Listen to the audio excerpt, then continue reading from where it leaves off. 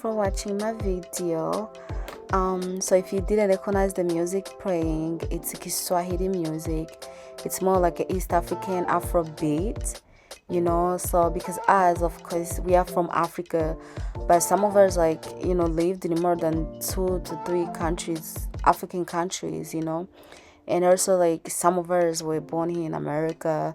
Other ones came as very young kids, other ones came as like teenagers, other ones young adults, other ones older adults, so we've been living here like some of us like 10, 15, 20, 25 30 years here.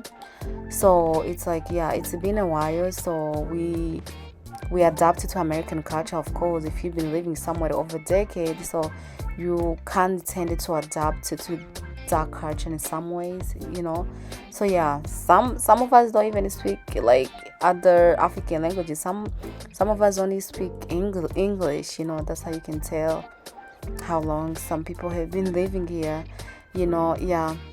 but at the same time, we relate to so many cultures because being born in Africa and being around like different cultures, and also where we live, being around like to different different African people from different African backgrounds, like it opens your mind and then you can like related to them in some way. So that's why if you come to our party, of course you're gonna experience our Burundian culture, but at the same time you're gonna see like African culture in general, because we are multicultural, I would say, because we grew up in so many countries, and now here in America, but